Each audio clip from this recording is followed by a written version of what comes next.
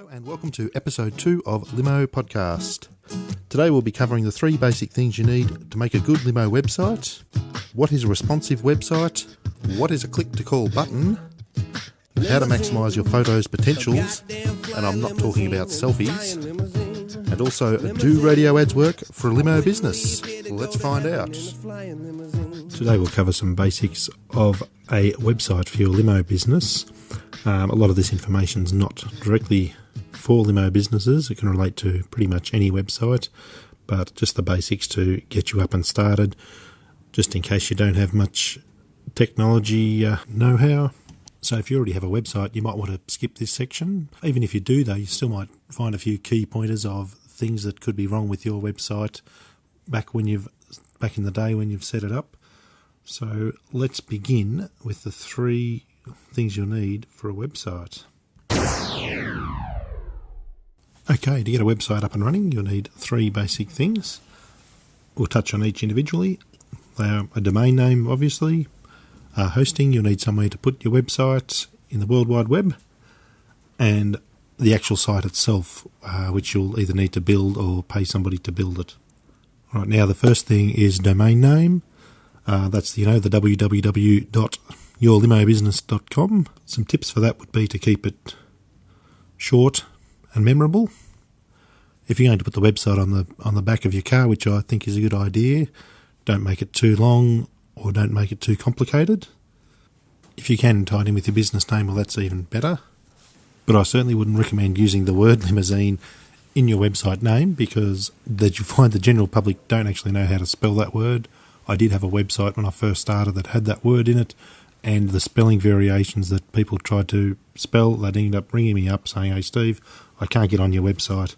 What's the website address?" So that's when I dropped the word limousine out of it and just went straight to use the word limo. Also, I'd steer away from a website that has somebody else's name in it. For example, billshosting.com/your limousine business. You've got to think of the future and think what happens if Bill's hosting goes broke, or if he wants to start charging you more money to use that name or his hosting. You want full control over it, so don't give the control of your business and your business's fate into somebody else's hands. The other thing you don't want to do is use a Facebook page as your website. It's good to have a Facebook page, but you want to steer the traffic from your Facebook page back onto your website, because that's where they make the inquiry, or that's where they get the prices and information from you. And it's the same problem again if Facebook decide to change the rules you have to play by and start paying them either more money, or they might drop the hosting, or decide they want to start running ads on your website. If you can get a domain name that has your country code on the end, for example, mine are .com.au because I'm in Australia, that'll also help with the search engine results, and it won't be showing your website to people in other countries where you obviously don't provide service to, unless you can fly your limo overseas somehow to do a quick job. I know that I can't. So how do you get a website name? You've got a couple of options. You can go and register your own domain at there's a lot of different places that will register them. Or if you want to try to find one that's already existing, you can have a look at places like Flippa, which is flippa.com. That's a place where you can go and buy and sell already existing domain names. Now, the advantage to buying an already existing name is that it has history with Google. You can get a report on it to see whether it's got a good or bad rating. And it's much easier to pick from a list of names that are available than try to think up your own name, unless you combine it in with your business name. The downside to buying off a site such as that is that you'll probably pay a lot more money for it than if you just went and registered a new domain yourself. Now, the cost for a domain name can be anywhere from $2 or $3 per year, up to thousands if you're paying somebody else for the name, depending on what the name is and how good it is on the rankings. Once you have that domain name, there's not much difference between a $2 name or a $10,000 name as to what you do with it, because you actually point that name at the servers, and then the servers are what hold the web pages, and that's what shows up to the client's computer. So there's no advantage I can see to paying a lot of money for a domain name with one company when you could register the same domain name with another company. And all of the companies have annual, or some of them have every 2 year. You have to pay a renewal fee to keep that domain name in your possession. And if you don't pay it, then they'll send you a reminder, and then they'll cut it off and it'll go on the open market. And that's when it does get picked up by other internet entrepreneurs and things, and they might try to make a quick buck out of it and sell it back to you for a lot more money than it's worth, which is a couple of stories I've heard of people in limo business that have paid other people to set up a domain name for them, and the renewals come up, and then once they didn't pay the renewal for whatever reason, someone has then contacted them and tried to sell it back to them for 10 or 20 times what the actual domain was worth. But I guess, you've got no choice if it is your business name and you want to protect that asset as well. You're listening to the LimoPodcast.com. Okay, moving on to hosting. What hosting is, if you think of it as a computer or a hard drive or a storage device somewhere in the world that's holding your information, and when people go to your website, it actually pulls that information from that server and then it displays it on their computer. And what you need with hosting is a system that is going to be fast and reliable. So although I know that some people do have their own servers, they do host their own websites from their own servers in their own house. The problem with that is if your computer gets switched off or the server gets turned off by mistake, your whole website will go down straight away. So the professional hosting companies generally have a 99.9% uptime, which means that they very rarely crash or you'll very rarely lose your information. And a lot of them also do regular backups as well. So should something bad happen, there's always something to fall back on to get you up and running again. So here's the bit where I put the plug in for HostGator. I have a link at the top of LimoPodcast.com. And if you click on that link, that'll take you through to their site, and you can sign up for hosting there, which is only a few dollars a month at the moment if you use that link there. I've been with HostGator myself for at least 13 years. I've had fantastic service and never had a major problem. If there was any problems, they were generally straight on and fixed it up straight away. And if they do have any maintenance or upgrades and things to do, they give you plenty of notice so that you can be prepared and change settings and things before bad things happen. So I'd fully recommend HostGator. So jump on the link there on LimoPodcast.com. That'll also help me out and keep your podcast going. So once you have your hosting organised, preferably with HostGator, of course, and preferably through my link, that's when you need to add some information on there. So depending how it's been set up, you might have a C panel, which is like a control panel that lets you upload the files. From there, you can install WordPress, which I highly recommend, and I use that on all my websites that I make. I've been using that for probably only 12 months now, but it is fantastic and really easy to use. The beauty of WordPress is that it can let you choose a theme. Now, what a theme is, that's the layout on the page and how it looks and how it all works in together. A lot of the time you'll see the websites that have ad boxes and things down the right-hand side, or information boxes, the footer, which is the details along the bottom, and the header. They're fully customizable, so you can put all your own information in there, your own links and your own lead generation things to get people to fill in the inquiry forms and things on your Limo website.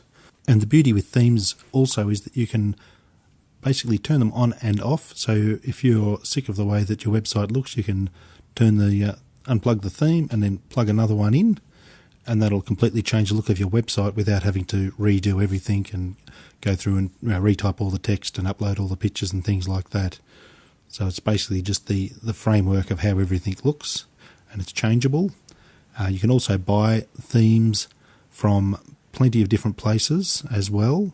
So the themes, you can search for a car-related theme, for example, that already have pictures of cars. You might search for a limo theme on Google. You can buy the theme anywhere from, could be a free theme, which I'd be wary of, or you might pay generally about $40 for a decent theme that's fully customizable. And also these days, if you're looking for a theme, make sure it's responsive. Now, what responsive means is that it will resize in the browser window, which is the screen. So it'll go full size on a big computer screen, for example. And if someone's looking on an iPad or a iPhone or a tablet or something like that, it'll shift all the things around, resize the text, resize the pictures, so that it looks just as fantastic and the people aren't having to try to zoom in to read the information. Now, the other reason that I like WordPress is it has the option to add unlimited plugins. Now, what a plugin is, it's a file that you can either get for free or download, and sometimes you do pay for them or pay a membership for them, depending on what it is. And those plugins then give you the ability to add extra things to your website that you may like. I have a plugin on my website, it's called Gravity Forms, which lets you make really easy, fantastic inquiry forms that can give different results. Whether a person clicks, airport pickup, they might get another list of questions that ask them about flight times, for example, with little drop-down menus and things that only appear based on what the input is that the people are actually putting into the form. Also, the other plugins you can get are shopping carts and things. So if you want to set up your business to take online bookings and things, which I have recently done to my business at acelimo.com.au, there's an online booking system on there which I've recently set up, and it'll take credit card details and things as well. So it should be able to take money without me actually lifting a finger or talking to a person, or even giving a quote for that matter, because they can find all the information that they want online without even contacting me. And some of the other plugins that I'm running are Analytics, which is Google Analytics, and we'll have another whole episode on that alone. And also MailChimp, which is the software that I'm currently using to collect people's details when they visit the website for a mailing list. And even that's another episode in itself about the mailing list. So we'll talk about that in depth in future episodes. So stay tuned and make sure you subscribe on iTunes or subscribe to the RSS feed via LimoPodcast.com. And just quickly, one other last plugin is the Lead Player plugin. Now, what it does, it lets you put an overlay over the video when the video ends, or if you put it at the start. And once people get to the end of the video, the way that I have it set up, they can pop in their email address there, and that also gets them to subscribe onto the list. So if they like what they've watched, you've got higher chance of grabbing them and putting them on that list. Then we can start sending out emails and things with discounts to them down the track. You're listening to LimoPodcast.com. Okay, content. What sort of content do you want on your Limo website? Well, we'll start backwards and work our way forwards from there. So the end result is what you want is either people to be calling you or people to be filling in the form on the website. So if you work backwards from there, you need to have your phone number prominently displayed, probably the top right corner of the website. You'll need a contact page, which can have a basic booking inquiry type of form, what sort of vehicle they want to hire, whereabouts, at what time, how long they want the car for. Then also you can put how they found you as well, whether it's from a search engine or a paid ad, or whether they saw the sticker on the car. So that's a good way to track where your leads are coming from. And I've recently put that on the bottom of my forms, and I find that 99% of people are clicking the box to let me know where they found it, and it's no hassle. I've had nobody complain that it's on there, and it's invaluable data to me, so I can work with that and see what is and isn't working, and where my advertising dollar is getting wasted or where it needs improving. Now, keep in mind that people can land on any of your pages if they're coming from a search engine. They don't necessarily land on your home page, which is the main page that you want to display when people click the home button or click on your logo at the top left corner of the website. So if they land on any page, you still need to make it quite easy to show them what they need to do, in the form of clicking the Get Free Quote button, or call us, or even put your phone number on the bottom of each page. And if it's a responsive theme, you can also put the Click to Call button. So if somebody finds your website on a mobile phone, they can just tap the button on their smartphone and it'll start dialing you straight away.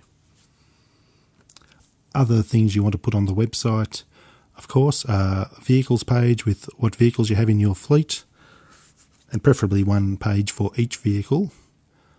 Also, some pricing is always a good thing if you want to advertise your prices. Whether to display prices or not, well, I'd like to get a price expert in and get their opinion. I display prices on my website, and I have been for probably 10 years, and I find that works good for me. But then I know that other people in the limousine industry try to keep their prices too close to their chest, or they'll play off other people's prices and try to undercut them. But I like having my prices out there, and it's a take it or leave it thing. You need to give a person more of a reason to go ahead and book with you than your opposition. So that's why I have my prices up there. Also, a About Us page is a good idea. So if you've got information about your business itself, mainly you, people do want to know about you, believe it or not, and they do want to interact with that actual person that is behind the phone, or the man or lady behind the business. And I've found too that with the videos and things that I've been making recently, I've been putting myself out there, and I find that people, when they talk to me on the phone, they seem like they already know you, which is always a good thing, and it builds that trust, and it makes you a lot more memorable than the next guy that they're going to ring if they've got the phone book out or doing a search online. Now, with your website, they say that content is king, and I believe that is true, because when people go to a website, they want to find out as much information as they can so they can take it all in, and then they make decisions from there. So it's a toss-up between having a lot of content on your page that's very hard to find around, or having a fairly simple page with a fairly simple call to action, which would be to click the click to call button or fill in the inquiry form. Some websites are fairly busy. Mine probably is a bit guilty of having too many options and too many things for people to do. But as we progress down the track, I might try a few different tricks and techniques to simplify it so that people can go straight to the area that they're interested in, rather than having to sift through the information that's on there. With the content, you want to have plenty of photos. I find that preferably if you can get photos of people enjoying the car, that has more response than pictures of the actual car. So if you can get photos of people enjoying your limo service, or even getting picked up from the airport or shaking hands, that type of thing, that's a lot more aesthetically pleasing than just some picture of a car, which is basically what it is to the customer. While you think it might be the best car in the world, to the customer, it's just a picture of a car. Oh, and video, of course. I get very excited over video. I really love making the videos, and I love putting them on the website, and I love sharing them around, and I love making them interesting and engaging to the viewers. So hopefully they'll share them with all their friends, and hopefully they'll be found on the search engines and things, because YouTube is actually owned by Google, so it's one of the largest search engines in the world.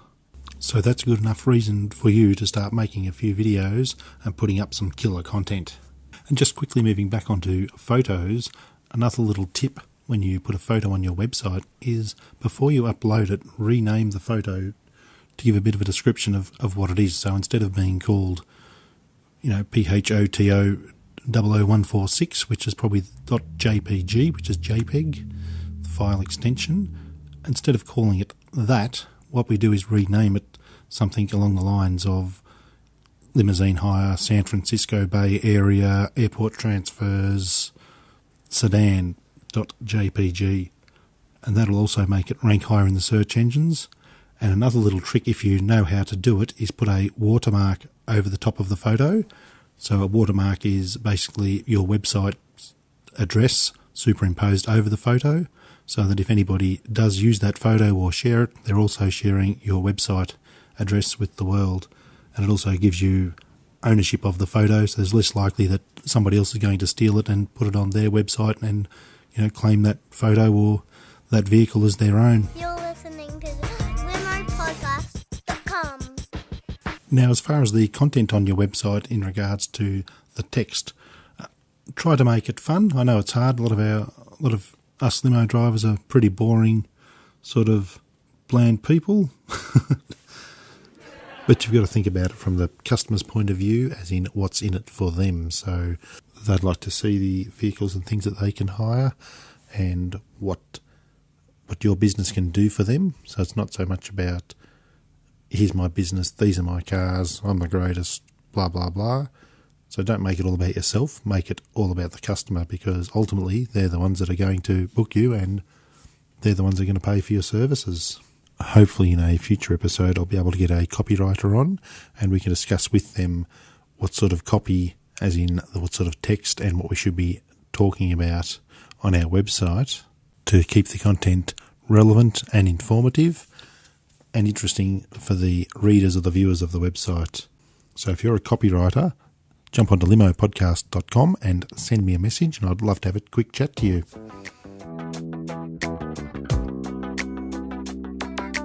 Okay, do radio ads work for limo businesses? Well, that's a question that I can't answer yet. Give me a few weeks and I will be able to answer it, because I have some radio ads starting tomorrow on the local radio station here, which actually has 2 separate stations. I have about 80 to 100 odd ads that they'll be playing over the next few weeks. So I'll give you a listen to the ad now and then I'll talk you through it and what we're doing with it.